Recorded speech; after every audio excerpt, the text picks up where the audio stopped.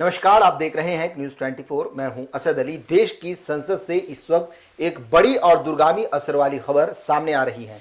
भारत में तेजी से बढ़ती डिजिटल दुनिया को व्यवस्थित करने के लिए नेशनल क्रिएटर इकोनॉमी बिल 2026 को राज्यसभा में पास कर दिया गया है।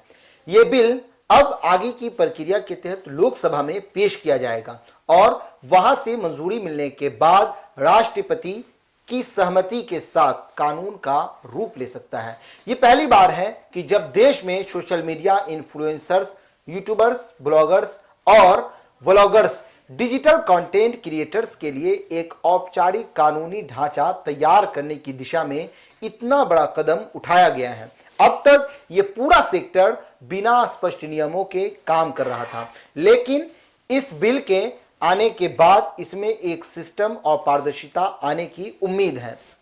इस बिल का मकसद है क्रिएटर्स को कानूनी पहचान देना, उनके काम को सुरक्षित और व्यवस्थित बनाना और डिजिटल प्लेटफॉर्म्स तथा ब्रांड्स के साथ उनके संबंधों को साफ और पारदर्शी बनाना। इसके तहत बड़े स्तर पर काम करने वाले क्रिएटर्स के लिए रजिस्ट्रेशन का प्रावधान किया जा सकता है, जिससे उनकी आय और काम का रिकॉर्ड को व्यवस्थित किया जा सकेगा। साथ ही भविष्य में उनके लिए बीमा, पेंशन और अन्य सामाजिक सुरक्षा योजनाओं का रास्ता भी खुल सकता है। बिल में फेक प्रमोशन और भ्रामक विज्ञापनों पर रोक लगाने की भी बात कही गई है। अगर कोई इन्फ्लुएंसर्स गलत जानकारी या भ्रामक प्रोडक्ट्स का प्रचार करता है तो उस पर कार्रवाई हो सकती है। इससे दर्शकों का भरोसा बढ़ेगा और कंटेंट इंडस्ट्री में जिम्मेदारी आएगी। इसके अलावा कंपनियों और क्रिएटर्स के बीच होने वाली डील्स को भी ज्यादा पारदर्शी और कानूनी दायरे में लाने की कोशिश की गई है।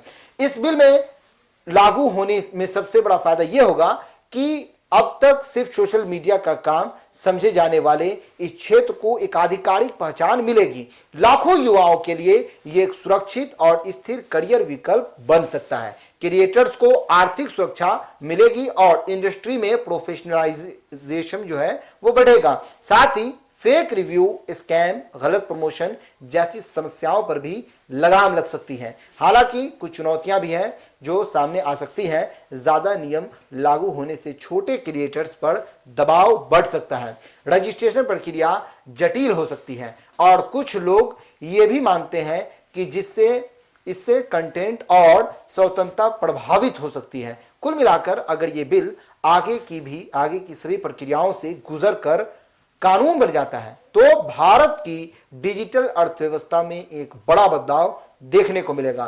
कंटेंट क्रिएशन अब सिर्फ शौक नहीं रहेगा, बल्कि एक संगठित, सुरक्षित और प्रोफेशनल क्षेत्र के रूप में उभरेगा, जो आने वाले समय में देश की अर्थव्यवस्था और युवाओं के भविष्य दोनों को नई दिशा दे सकता है। तो इस पूरे मामले पर आपकी क्या राय है?